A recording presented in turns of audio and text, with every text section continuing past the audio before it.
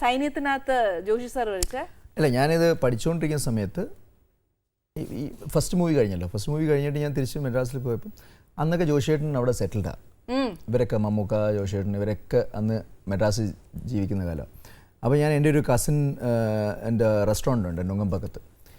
അപ്പോൾ അവിടെ ഞങ്ങൾ ഈ വൈകുന്നേരം ആകുമ്പോഴത്തേക്ക് അവിടെയാണ് എല്ലാവരും വരിക. ഞാൻ കസിൻസ് ഇവരൊക്കെ വന്ന് വൈകുന്നേരം ആകുമ്പോഴത്തേക്ക് അവിടെ ഗ്യാദർ ചെയ്യും.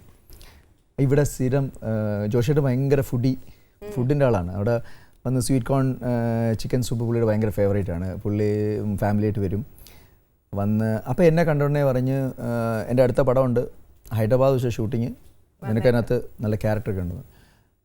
അപ്പോൾ ഞാൻ പറയും ഓക്കെ ചേട്ടാ പറഞ്ഞിട്ട്. വേറൊരു ഇതുണ്ട്, ജോഷിയേട്ടൻ്റെ വൈഫിൻ്റെ സിസ്റ്റർ എൻ്റെ കൂടെ പഠിക്കുക, എൻ്റെ ജൂനിയറായിട്ട് ഹോട്ടൽ മാനേജർ പഠിക്കുകയാണ്, ശ്രീദേവി. ഇപ്പോൾ ശ്രീദേവി UK യിലാണ്. അപ്പോൾ എൻ്റെ അടുത്ത് പറയും ഞാൻ ശ്രീദേവി റാഗൊക്കെ ചെയ്തിട്ടുണ്ടായിരുന്നു. അപ്പോൾ ശ്രീദേവി പോയിട്ട് ജോഷിയേട്ടൻ്റെ അടുത്ത് പറഞ്ഞു. അപ്പോൾ ശ്രീദേവി പോയിട്ട് ജോഷിയേട്ടൻ്റെ അടുത്ത് പറഞ്ഞു കൊടുത്തിട്ടുണ്ട് ഇങ്ങനെ ഞാൻ റാഗ് ചെയ്തിട്ട്. അപ്പം അങ്ങനെയൊക്കെ ഞങ്ങൾ കുറച്ച് നല്ലൊരു ബന്ധമായിരുന്നു ഞാൻ ജോഷിയേട്ടൻ തമ്മിൽ ആ സമയത്ത് അറിയാം. അപ്പോൾ പുള്ളി എൻ്റെ അടുത്ത് പറയും ഇങ്ങനെ. പക്ഷെ അത് 1 മാസമായി 2 മാസമായി 3 മാസമായി ഞാനെപ്പോഴും അപ്പോഴത്തേക്ക് എൻ്റെ കോഴ്സ് കഴിയാറായപ്പോഴത്തേക്ക് അപ്പോഴാണ് ഞാൻ വെളിയിൽ ചുമ്മാ ഒന്ന് ദുബായിൽ ചുമ്മാ ഒരു വിസിറ്റ് അടിക്കാം എന്നുള്ള രീതിയിൽ എൻ്റെ റിലേറ്റീവ്സൊക്കെ അവിടെ ഉണ്ട്. അത് പോയി കഴിഞ്ഞ് ഒരു 2 ആഴ്ച കഴിഞ്ഞപ്പോൾ എൻ്റെ കസിനോട് നിന്ന് വിളിച്ച് പറയുന്നു ഇവിടെ ജോഷിയേട്ടൻ വന്നിരുന്നു, ഇവിടെ നിന്നെ തിരക്കുന്ന അടുത്ത ആഴ്ച സിനിമ തുടങ്ങുകയാണെന്ന് പറഞ്ഞിട്ട്. ഞാനിങ്ങനെ ഡയലമേലായി. അവിടെ ഞാൻ എത്തി, ഞാൻ ദുബായിലൊക്കെ തുടങ്ങി. പോകണോ? ഞാൻ പോവാം എന്നൊക്കെ പറയാം. അവിടെ നിന്ന് ഇങ്ങനെ പറയുമ്പോഴത്തേക്ക് അപ്പോൾ വെറുതെ കേട്ടാ സിനിമയാണ്, അവിടെയൊക്കെ പോയിട്ട് ഒന്നും പറയാൻ പറ്റത്തില്ല, ഇവിടെ തൽക്കാലം അവിടെ നിൽക്കുന്നൊക്കെ പറയും. അങ്ങനെ അങ്ങനെ പോയി. ക്യാരക്ടറാന്ന് എനിക്കിപ്പോഴും അറിയില്ല, പക്ഷെ അതിനകത്ത് ഒരുപാട് ആക്ടേഴ്സ് ഉണ്ട്. ശരിക്കും കേട്ടോ, ജോഷി സാറിന്റെ ഒക്കെ ഒരു പടം കിട്ടാന്നൊക്കെ പറയുന്നത് നമുക്കൊരു ക്രെഡിറ്റ് തന്നെയാണ് അല്ലേ? ഞാൻ ആക്ച്വലി ഇത് കഴിഞ്ഞിട്ട് ഞാനൊരു വില്ലൻ ഇതിലോട്ട് ഞാൻ വരാൻ കാരണക്കാരൻ ജോഷിയേട്ടൻ തന്നെയാണ്. ജോഷിയേട്ടൻ അത് കഴിഞ്ഞിട്ട് എന്നെ ദുബായിൽ വെച്ച് എന്നെ കണ്ടിട്ട് പറഞ്ഞു, എന്നെ കുറേ വഴക്ക് പറഞ്ഞു. അന്ന് വരാന്നല്ല, സിനിമയിൽ നിന്ന് ഞാനൊരു ചെറിയൊരു ബ്രേക്ക് എടുത്തതിന് എന്നെ വഴക്ക് പറഞ്ഞു. കാരണം വെച്ചാൽ സിനിമ എന്ന് പറഞ്ഞാൽ എല്ലാവർക്കും കിട്ടുന്നൊരു ഭാഗ്യമല്ല. അപ്പോൾ അതും ഹീറോ ആയിട്ട് കിട്ടി, നല്ലൊരു വലിയ ബാനറിൽ കിട്ടിയിട്ട് അതങ്ങനെ ചെയ്തതിൽ പുള്ളി ഒരുപാട് എന്നെ വഴക്ക് പറഞ്ഞ് തിരിച്ച് വരണമെന്നൊക്കെ പറഞ്ഞു. അങ്ങനെ ഇരിക്കുമ്പോഴാണ് പുള്ളി ദുബായ് എന്ന് പറയുന്ന സിനിമയുടെ ഷൂട്ടിനായിട്ട് അവിടെ വരുന്നത്. അപ്പോൾ അതിൽ ആണ് ഞാനൊരു വില്ലൻ എന്ന് പറയുന്നൊരു ക്യാരക്ടറിലേക്ക് മാറിയത്. അതിന് മുമ്പ് ഇടയ്ക്കൊരു പടം ചെയ്തു, സരോവരം. JC സാറിൻ്റെ സരോവരത്തിൽ മമ്മൂക്കയുടെ ആദ്യമായിട്ട് ചെയ്യുന്ന പടം അതാണ്. എന്നിട്ട് ഞാൻ ആ ഒരു സിനിമയിലൂടെയാണ് ഒരു നെഗറ്റീവ് ക്യാരക്ടറിലേക്ക്.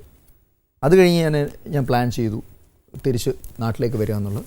നാട്ടിൽ വന്നിട്ട് രഞ്ജിയേട്ടനെ ഞാൻ വളരെ യാദൃശ്യമായിട്ടൊരു ഹോട്ടലിൽ കാണുകയും നെക്സ്റ്റ് ഡേ രഞ്ജിയേട്ടൻ വിളിച്ചു ബ്ലാക്കിൽ ചെയ്യാൻ. എനിക്ക് എന്താ ക്യാരക്ടർ പോലും അറിയത്തില്ല.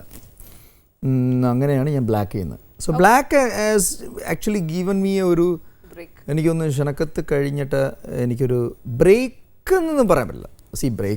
ബ്രേക്കിൻ്റെ ഒരു കാര്യമുണ്ട്. ബ്രേക്ക് എന്ന് പറയുമ്പോൾ ഞാൻ എപ്പോഴും വിശ്വസിക്കുന്നത് നമുക്ക് അന്നത്തെ കാലത്ത് അറിയാം നമുക്ക് എപ്പോഴും ഇങ്ങോട്ട് വരും എന്നുള്ളതാണ്. ബട്ട് സിനിമയിൽ അതൊരിക്കലും പ്രതീക്ഷിക്കാൻ പറ്റില്ല. നമ്മളെപ്പോഴും അങ്ങോട്ട് പോയി മുട്ടിക്കൊണ്ടിരിക്കണം. അപ്പോൾ എനിക്ക് അതിലൊരു ഞാനൊരു വീക്കാണ്. ആൾക്കാരെ പോയി അങ്ങോട്ട് പോയി നമ്മൾ ചോദിച്ചാൽ കിട്ടിയില്ലെങ്കിൽ നമുക്കൊരു വിഷമം.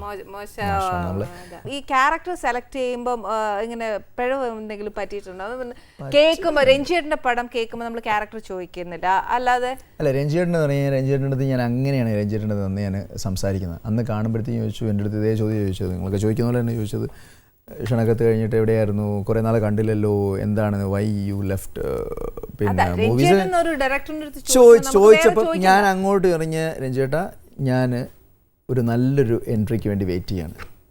അത്രയും പറഞ്ഞു കഴിയുമ്പോൾ ഹീ നോസ് ഡെഫിനറ്റ്ലി ഞാൻ നല്ലൊരു എൻട്രിക്ക് വേണ്ടി ഞാൻ വെയിറ്റ് ചെയ്യാണ് എന്ന് പറഞ്ഞു.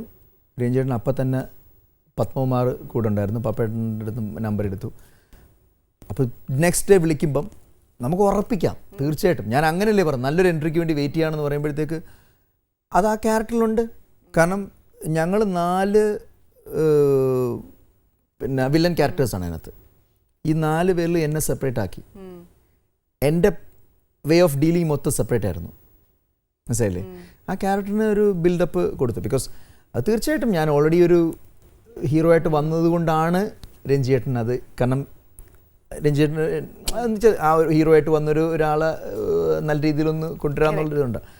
അല്ലാതെ അത് എൻ്റെ കഴിവോ അല്ലെങ്കിൽ ഒന്നുമല്ല. It is like God's and his blessing. അതേപോലെ ഒരു കാര്യം ചോദിക്കണേ നിയാസ്, ഞാൻ ശരിക്കും മമ്മൂക്കായുടെ കൂടെ മാത്രമേ അഭിനയിച്ചിട്ടുള്ളൂ. ബിക്കോസ് എൻ്റെ ഒരു ലൈഫിൽ ഞാൻ ആക്ടിങ് ചെയ്ത സമയത്ത് എനിക്ക് ശരിക്കും ഒരു ലോസ് ആയിരുന്നു ലാൽ സാറിനോട് ചെയ്യാൻ പറ്റാഞ്ഞത്. ബട്ട് ജയറാമേട്ട, മുകേഷ് ഏട്ട എല്ലാവരോടും വർക്ക് ചെയ്തിട്ടുണ്ട്. നിയാസ് രണ്ടുപേരോടും വർക്ക് ചെയ്തിട്ടുണ്ട്, 2 സൂപ്പർ സ്റ്റാർസിനോടെ വർക്ക് ചെയ്തിട്ടുണ്ട്. യെസ്, മമ്മൂക്കായുടെയും വർക്ക് ചെയ്തിട്ടുണ്ട്, ലാൽ സാറിൻ്റെ. ശരിക്കും അവർ തമ്മിൽ അഭിനയിക്കുമ്പോഴൊക്കെ ഉണ്ടാവുന്ന ഒരു ബീങ് എ കോമൺ വിക്ടിം എന്താന്ന് പറയുക? അല്ല, രണ്ടുപേരും ഭയങ്കര കെയറിങ് ആണ്. അത് ഞാൻ അനുഭവിച്ചാണ്. കാരണം വെച്ചാൽ രണ്ടുപേരും ഞാൻ തസ്കരയിൽ അഭിനയിക്കുമ്പോഴത്തേക്ക് മമ്മൂക്ക ശശിയേട്ടൻ്റെ അടുത്ത് വന്നിട്ട് മാഫിയ ശശിയേട്ടൻ്റെ അടുത്ത് വന്നിട്ട് ഒരു സീൻ ഉണ്ടായിരുന്നു, ഇങ്ങനെ എന്നെ പുറത്തിടുന്ന സീൻ. അത് ഞാൻ ഇങ്ങനെ നമുക്ക് വന്ന് വലിച്ചിടുന്ന സമയത്ത് ഞാൻ അഡ്ജസ്റ്റ് ചെയ്ത് അതിനനുസരിച്ച് വീഴണം. അതിലൊരു ചെറിയ പിഴവ് പറ്റിക്കഴിഞ്ഞാൽ എൻ്റെ എവിടെയെങ്കിലും മുട്ടിക്കഴിഞ്ഞാൽ പ്രശ്നമാണ്. അപ്പം പുള്ളി എന്നെ ചോദിച്ചു, എന്തെങ്കിലും സംഭവിച്ചു കഴിഞ്ഞാൽ നീ എന്ത് ചെയ്യും എന്ന് ചോദിച്ചു. എൻ്റെ മുന്നേ വെച്ചിട്ട് ചോദിച്ചു. അപ്പോൾ അവന് കറക്റ്റായിട്ടുള്ള സംഭവങ്ങൾ ഇട്ട് കൊടുത്തിട്ട് ചെയ്യിക്കണം. അല്ല നാളെ അവൻ എന്തെങ്കിലും ഞാൻ ഇപ്പോൾ പിടിച്ചിടുമ്പോഴത്തേക്ക് അവൻ എന്തെങ്കിലും പറ്റിപ്പോയാൽ അപ്പം അപ്പം ആ ഒരു നന്മയ്ക്ക് ഇവർക്കുണ്ട്. അതൊരു എക്സാമ്പിൾ. ലാലേട്ടൻ്റെ എന്ന് പറഞ്ഞാൽ ഇന്നും എന്നെ കാണുമ്പോൾ ചോദിക്കും, മോനെ കാലെങ്ങനെയുണ്ട് എന്ന് ചോദിക്കും. കാരണം മഹാസമുദ്ര സിനിമ ചെയ്യുമ്പോൾ എൻ്റെ ലിഗമെൻറ്റ് പൊട്ടി. ലിഗമെൻറ്റ് കൊട്ടാൻ കാരണം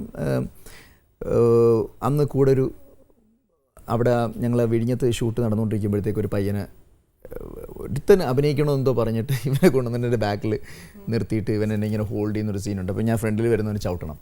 ഞാനിങ്ങനെ ചവിട്ടാനായിട്ട് കാല് ഇവനെന്ത് കയറുക, അവനാണെങ്കിൽ ഈ കാലിങ്ങനെ ഇടയിൽ വെച്ചിട്ട് കാരണം നമ്മൾ ഈ ഇങ്ങനെ ലോക്ക് ചെയ്ത് വെച്ചളഞ്ഞു. അപ്പോൾ ഇത് നമ്മളറിയുന്നില്ല, ശശിയേട്ടനും അറിയുന്നില്ല, ഒന്നും അറിയില്ല. അപ്പോൾ കാലങ്ങനെ ഇരിക്കുകയാണ്.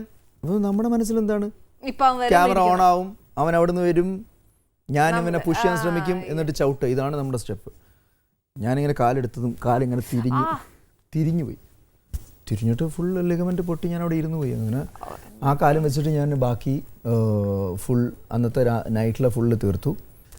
അത് കഴിഞ്ഞിട്ടുള്ള ഓരോ ഷൂട്ടിലും പുള്ളി ഇങ്ങനെ പറയും, അല്ല മറ്റൊരിടത്ത് പറയും, പുള്ളിയുടെ കാല് പ്രശ്നമാണ് കേട്ടോ, അത് നോക്കിയും കണ്ട് വേണം നിങ്ങൾ പറഞ്ഞു കൊടുക്കാനായിട്ട് എന്നൊക്കെ പറഞ്ഞത്. നമ്മളതിനെ ആലോചിക്കും. കാരണം ഇവർക്കൊക്കെ അത് പറയേണ്ട കാര്യമില്ല. അത് തന്നെ ഓരോ സമയത്തും പുള്ളി പറയായിരുന്നു. ഇപ്പോഴും കാണുമ്പോൾ എൻ്റെ ചോദിക്കും, ലിഗമെന്റ് ഒടിഞ്ഞ് വേദന